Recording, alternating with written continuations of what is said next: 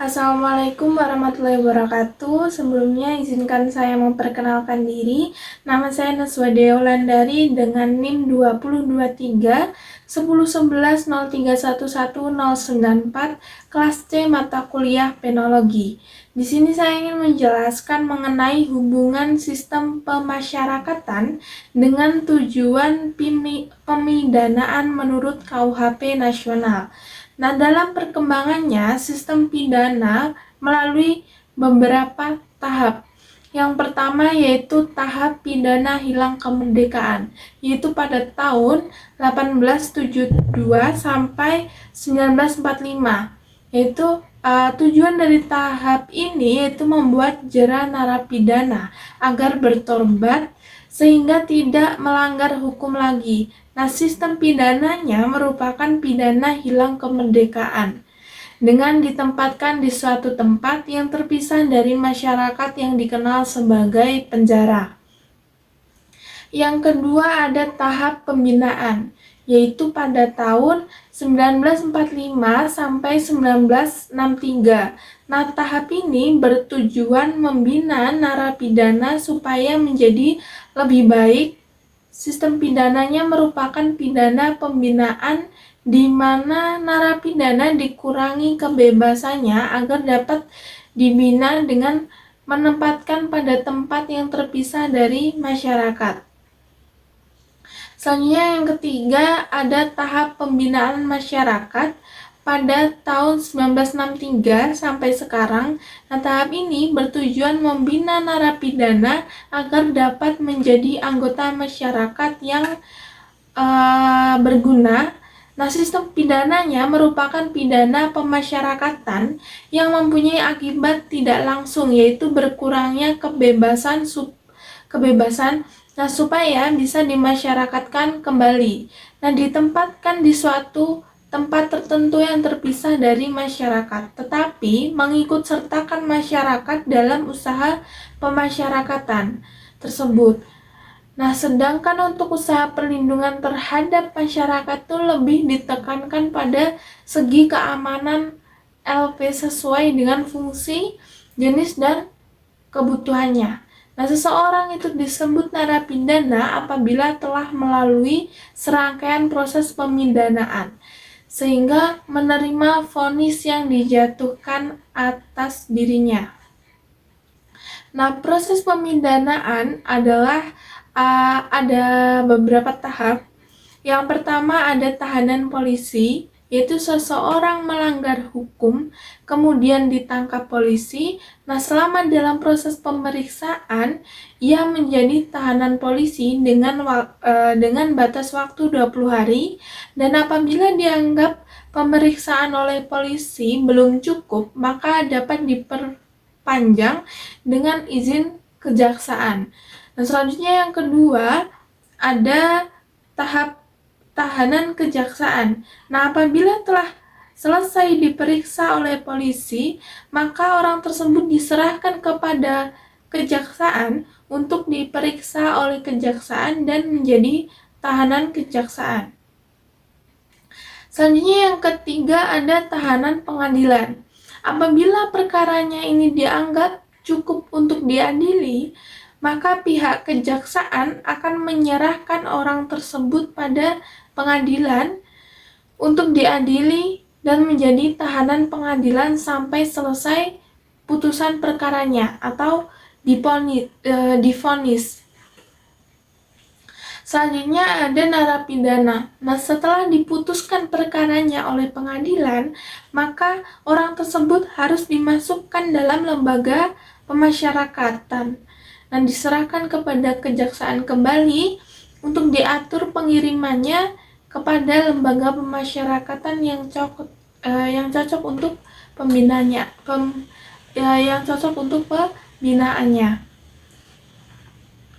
Selanjutnya ada tujuan pemasyarakatan. Menurut Undang-Undang Nomor 20 Tahun 2022 tentang pemasyarakatan, yaitu pada pasal 2, tujuan pemasyarakatan adalah yang pertama, memberikan jaminan perlindungan terhadap hak tahanan dan anak.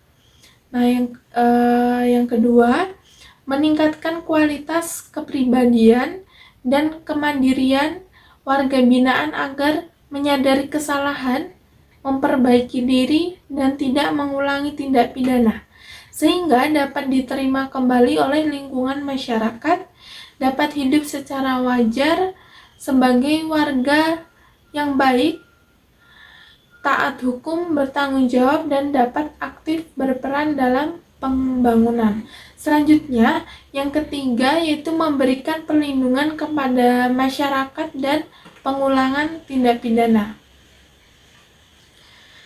Selanjutnya ada fungsi pemasyarakatan. Nah, menurut Undang-Undang Nomor 22 Tahun 2022 tentang pemasyarakatan, pada pasal 4 disebutkan bahwa fungsi pemasyarakatan itu adalah yang pertama ada pelayanan, yang kedua ada pembinaan, yang ketiga ada pembimbingan masyarakat, yang keempat ada perawatan, yang kelima ada pengamanan, dan keenam ada pengamatan.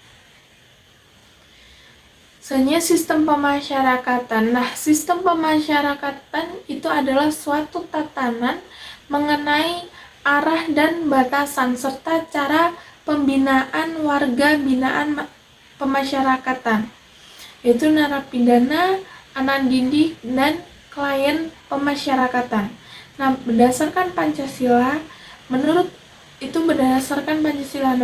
Undang-Undang Nomor 22 Tahun 2022 tentang pemasyarakatan, yaitu pasal 3, disebutkan bahwa sistem pemasyarakatan itu dilaksanakan berdasarkan asas yang pertama pengayoman, yang kedua persamaan perlakuan dan pelayanan atau non-diskriminasi, yang ketiga ada kemanusiaan, yang keempat ada gotong royong, yang kelima ada kemandirian, yang keenam ada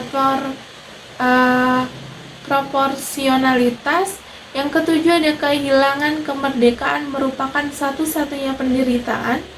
Selanjutnya yang kedelapan itu ada profesionalitas. Nah, jadi dengan lahirnya sistem pemasyarakatan itu kita jadi memasuki era baru dalam proses pembinaan narapidana dan anak didik. Mereka dibina, dibimbing, dan dituntut untuk menjadi warga masyarakat yang berguna. Nah, pembinaan napi dan anak didik berdasarkan sistem pemasyarakatan berlaku pembinaan di dalam LP dan pembimbingan di luar LP yang dilakukan oleh Balai Pemasyarakatan atau biasa disebut BAPAS. Selanjutnya ada prinsip-prinsip pokok pemasyarakatan.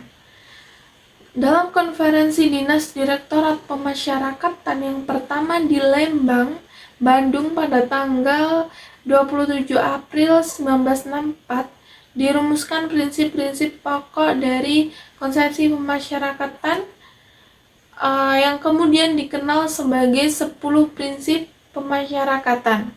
Itu ada pada keputusan Menteri Kehakiman RI nomor M02.PK.04.10 tahun 1990 tentang pola pembinaan narapidana atau tahanan, yaitu yang pertama ada ayomi dan berikan bekal hidup agar narapidana dapat menjalankan perannya sebagai warga masyarakat yang baik dan berguna.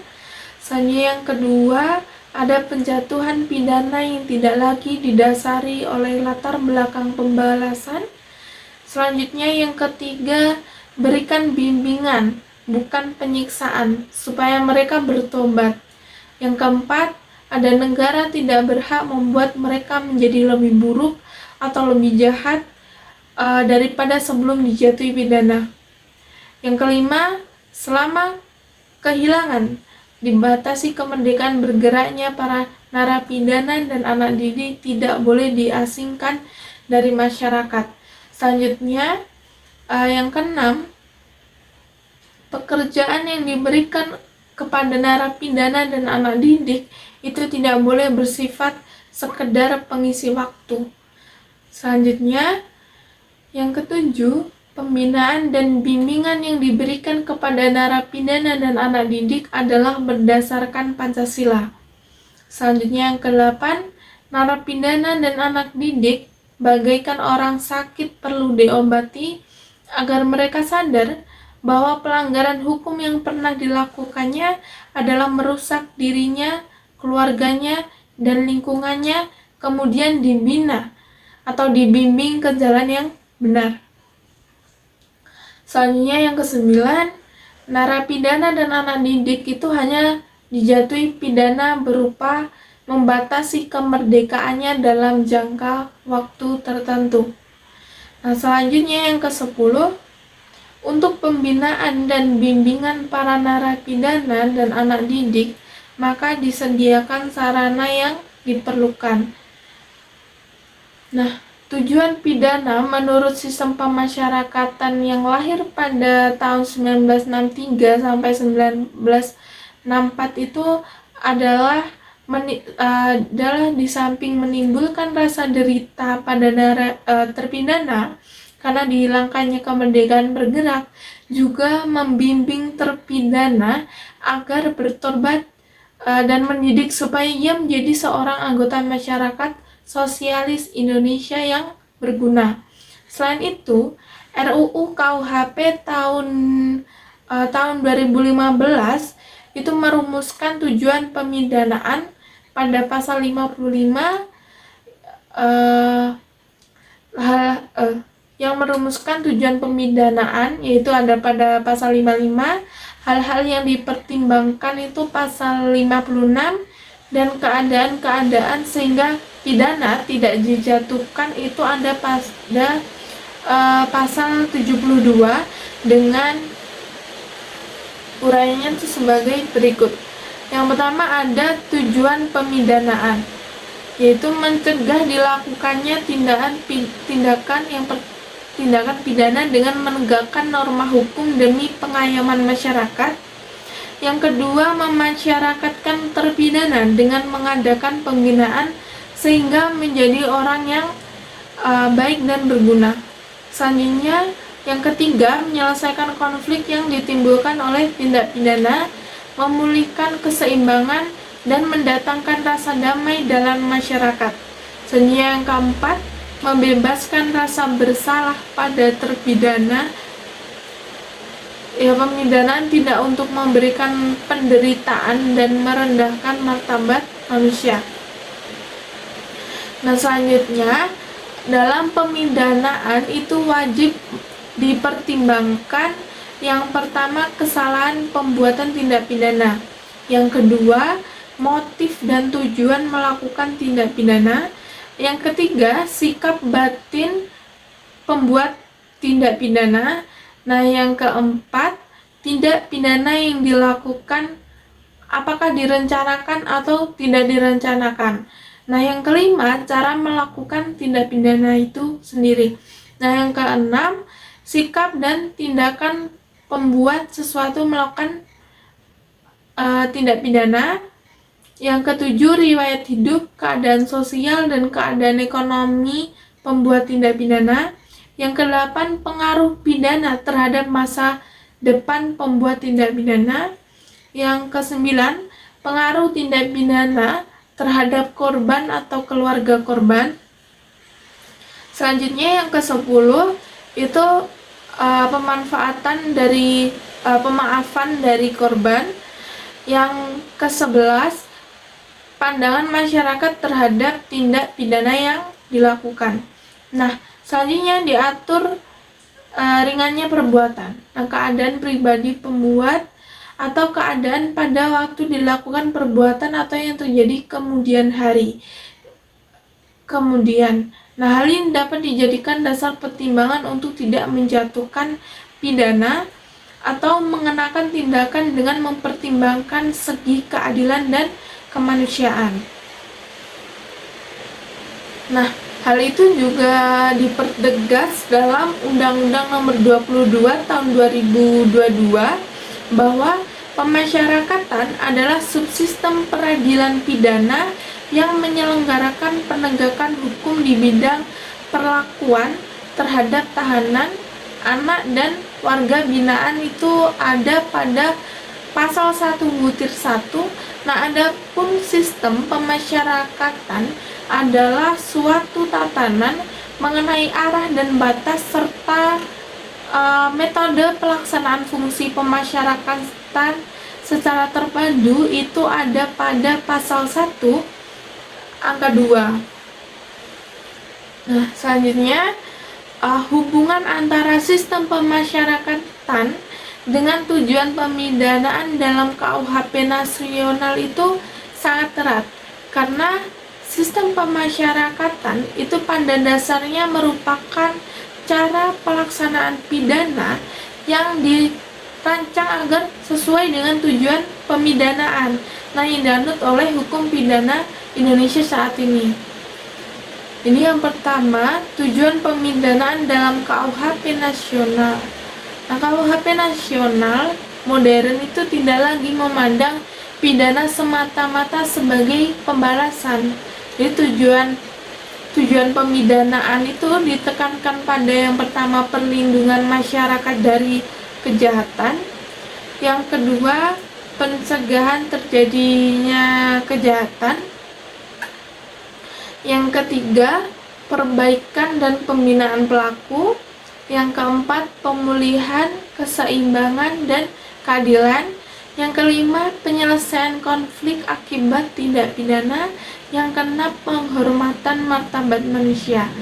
Nah, jadi dengan demikian, pidana tidak lagi identik dengan penyiksaan atau penjeraan yang kejam, tetapi diarahkan pada humanisasi hukum pidananya. Selanjutnya, sistem pemasyarakatan. Itu sistem pemasyarakatan Indonesia yang berbasis pada Undang-Undang Pemasyarakatan itu menggantikan sistem kepenjaraan yang lama. Ya, ciri utamanya itu yang pertama, narapidana dipandang sebagai warga binaan, bukan objek pembalasan. Nah, yang kedua, menitik beratkan pada pembinaan, rehabilitasi, dan reintegrasi sosial.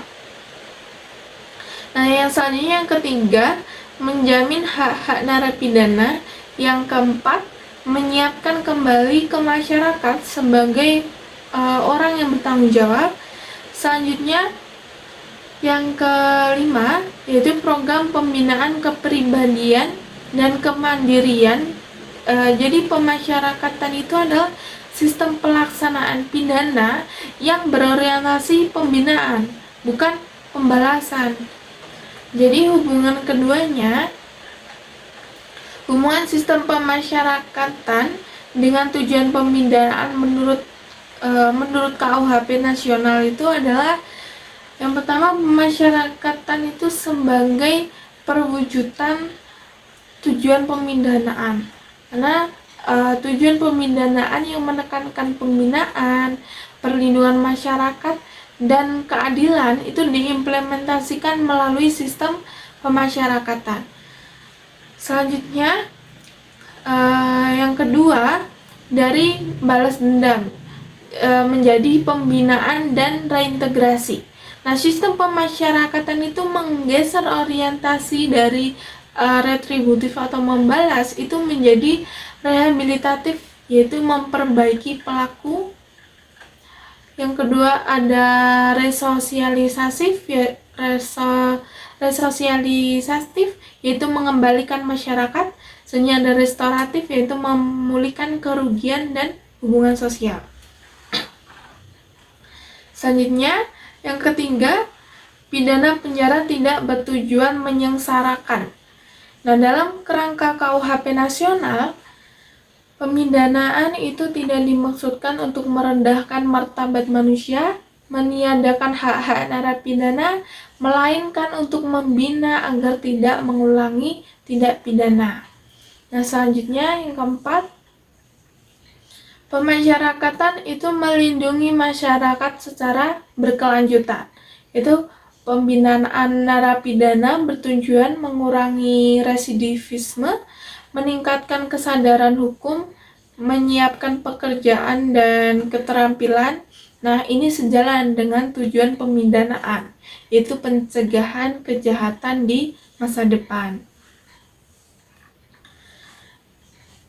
Jadi, dapat saya simpulkan bahwa sistem pemasyarakatan adalah bentuk yang konkret, yaitu melaksanaan pidana yang diselaraskan dengan tujuan pemidanaan dalam KUHP nasional. Nah, keduanya ini berpijak pada prinsip pemidanaan, bukan balas dendam, dan berorientasi pada pembinaan pelaku, melindungi masyarakat, memulihkan keadilan, menghormati martabat manusia. Jadi, dengan demikian, pemasyarakatan itu adalah sarana mewujudkan tujuan pemidanaan modern Indonesia. Sekian penjelasan dari saya. Jika ada kurang lebihnya, saya mohon maaf. Terima kasih. Wassalamualaikum warahmatullahi wabarakatuh.